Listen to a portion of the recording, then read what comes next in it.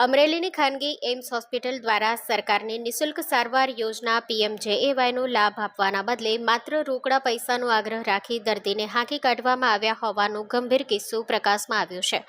તારીખ 30/1/2026ના રોજ લીલિયાના નાના કડકોટ ગામના દર્દી ઇન્દુબેનને હૃદયની ગંભીર બીમારી સબબ રાત્રે એમ્સ હોસ્પિટલ લાવવામાં આવ્યા હતા।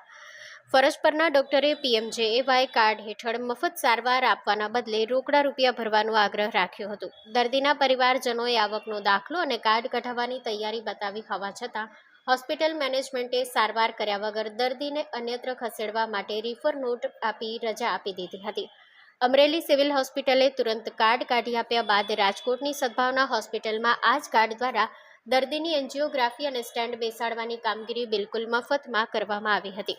આ મામલે દર્દીના સંબંધી અને પત્રકાર વાડિયાભાઈ ખુમાણે જિલ્લા આરોગ્ય અધિકારી અને મુખ્યમંત્રી કાર્યાલયમાં લેખિત રજૂઆત કરી છે। સુપ્રીમ કોર્ટના આદેશોનું ઉલ્લંઘન કરનાર અમરેલીની એમ્સ હોસ્પિટલ અને જવાબદાર ડોક્ટર સામે કડક કાયદાકીય કાર્યવાહી કરવાની માંગ કરવામાં આવી છે। વીર ફાસ્ટ ન્યૂઝ, માધાપર, કચ્છ। નમસ્કાર, હું છું વાડિયાભાઈ ખુમાણ, પત્રકાર, અમરેલીમાં રહું છું। બનાવ એવો છે કે તારીખ 30/1/2026ના રોજ મારા વતનના ગામ નાના કણકોટથી મારા ભત્રીજા ઈશ્વરભાઈ ખુમાણ એમના મમ્મીને લઈને ગારિયાધાર ગોકુળ હોસ્પિટલમાં ગયેલા।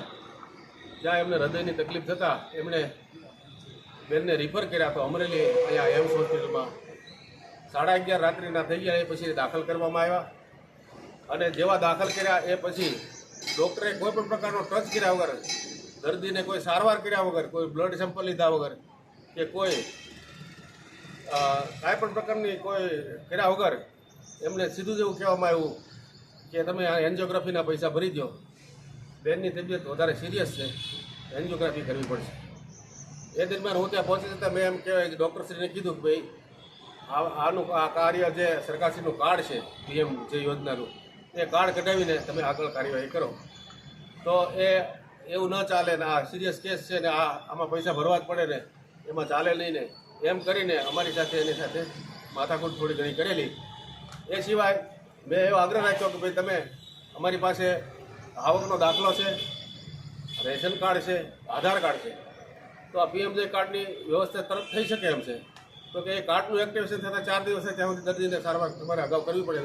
આવા સિરિયસ કેસમાં જો આવા દર્દીઓને સારવાર કર્યા વગર ત્યાંથી રજા આપી દે, રિફર નોટ લખી દે, રિફર નોટમાં ખુદ ડૉક્ટર સ્વીકારે છે કે કન્ડિશન સ્થિતિ બહુ ખરાબ છે અને સુપ્રીમ કોર્ટનો આદેશ છે કે જે દર્દીની હાલત ગંભીર હોય એને પ્રાથમિક સારવાર આપ્યા વગર ત્યાંથી રજા આપી શકાય નહીં। આમ છતાં સુપ્રીમ કોર્ટના આદેશનો પણ એણે એમ્સ હોસ્પિટલ અમરેલીએ ભંગ કર્યો છે અને ત્યાંથી અમે એને તરત જ રજા આપતા અમે સિવિલ હોસ્પિટલમાં રાતના 1:30 વાગ્યાની આસપાસ લઈ ગયેલા 31 તારીખે, અને બીજે દિવસે સિવિલ હોસ્પિટલ તરફથી અમને PMJ કાર્ડનું કાર્ડ કાઢી આપવામાં આવ્યું અને કાર્ડ કાઢ્યા પછી અમે એમને બીજે દિવસે રાજકોટ લઈ ગયા।